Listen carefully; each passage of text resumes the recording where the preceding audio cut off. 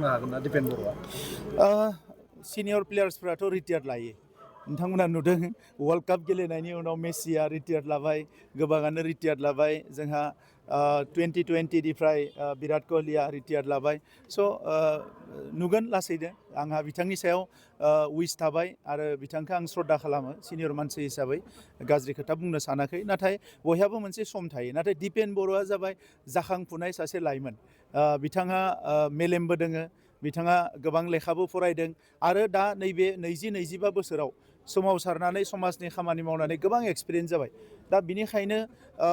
गोदान गारियाव बयबो गाखोनो नागिरो गोजाम गारिबा बे जेसेबां जानो सोरबा सानो जे अल्ड इज गोल्ड होननानै बाट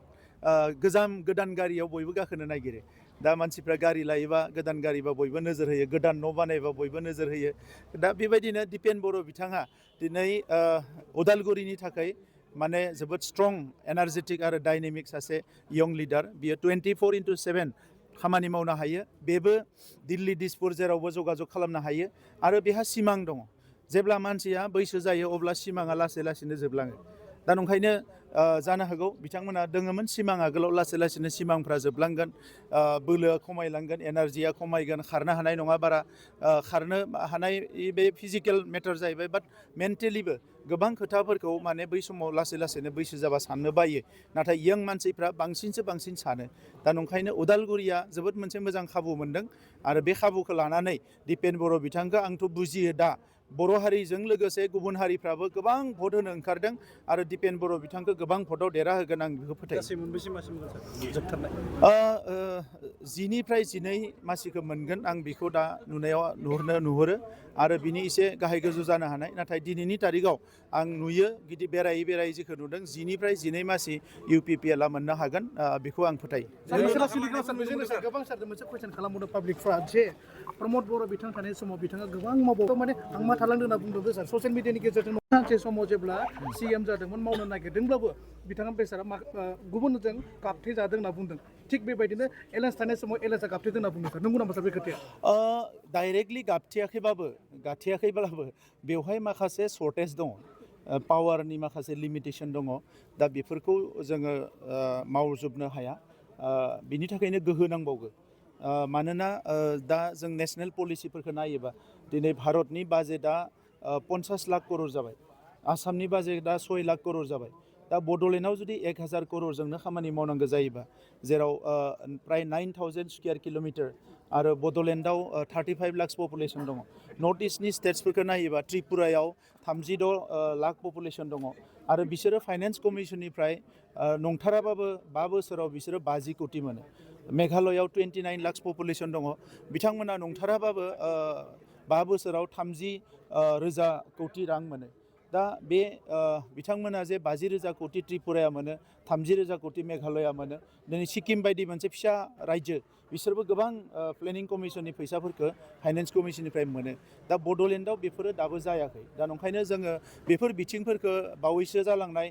जि जोंनि 16 फाइनेन्स कमिसन बेवहाय आरो 7 फाइनेन्स कमिसन जि जानो थांगासिनो दङ बेफोराव जोङो बे प्रेजेन्टेसनफोरखौ होदों अलरेडि जों सरकाराव थानाय समाव दा लासै लासैनो बेफोरो इमप्लिमेन्ट जायोब्ला अब्ला बड'लेण्डआ आरोबाव मोजां खामानि मावनो हागोन आङो गोबां फाउन्डेसन भिजनफोरखौ बानायदों गोबां मिशनफोरखौ बानायदों बे भिजन मिशनफोरखौ लानानै स्किमफोरखौ लानानै जिखिनि फ्लेगशिप प्रग्रामफोरखौ लानानै उनाव मावबावनो हागोन आं फोथायो जे दानि जि दोलोआ बेखौ मावफुंनो हानाय नङा मानोना बिथांमोननि बेयो सिन्था नङा आरो बे जोंनिसो सिन्था दा नंखायनो इयुनाव जों सरकारखौ दाफिननानै बे खामानिफोरखौ आरोबाव गोख्रोङै मावलांगोन होननानै आं फोथायो बिलाइ गोराना सिरिखायो बोथोराव आरो बिलाइ गोदान हमो दा दोलो नागारदों दोलोआव हाबदों बे थांलाय फैलाया जाखायो दा बियो मानसिनि मेलेमा मालाबाबो फिक्स नङा जेखौ नों गुफुर होननानै सानदों सोरबा गोसोम सानदों जेखौ नों गोसोम सानदों सोरबा गुफुर सानदों दा मानसिफ्रा थाइसे जायगायावनो थाबाय थानानै मोजां मोना दा नंखायनो गिदिंबाय थायो ना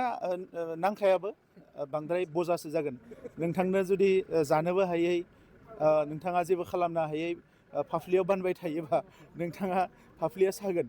दा नंखायनो एसे पाब्लिकखौबो गुरै खालामनांगो मानोना नोङो गोदान बिलाइफोरखौथ' नुयोबा बिराद मोजां सोमखोर गोदान बिबार बारोबा गोसोआबो रंजायो ओंखायनो गोदान गोजामा जायो बिदि होननानै आं बिथांमोनखौ मालाबाबो डिसरेगेट खालामा आं बिथांमोनखौ रेसपेक्ट खालामो जेरावनो था मोजाङै था अबंलावरिया मोजाङै लाखिथों बिथांमोननि जिउ संसारा मोजाङै सोलिथों नाथाय पार्टिया बेजों जेबो लस जाया सोरबा थांनायाव पार्टिया खहा जाया BPF निफ्राय जोंनियाव माखासे मानसि फैदोंमोन बै समाव BPF-आ जेबो खहा जायाखै जोंहाबो जेबो लाब जायाखै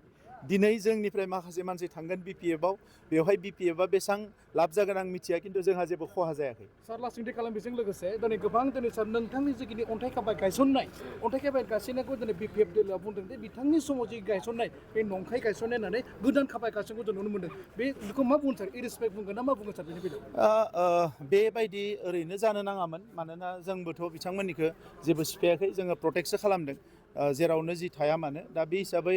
बिथांमोनाबो बिखौ एसे नोजोर होनांगौमोन दा बिथांमोननि पलिटिकेल डिसिसन बेखौ जों मा बुङो दा अन्थाइ खाम्बा बुफायनायजों मानायजों रायजो राजाफ्राथ' मिथिखागोन ना माखौ मा बबेखौबो सोर लुदों सोर बानायदों बेखौ दिनै उदालगुरिनि जि कनफारेन्स हल बेवहाय आङो 50 लाख हरदों गासैबो DC अफिसाव कनफारेन्स हल बानायजोबदों आगोलाव गैयामोन 50 लाख हरदों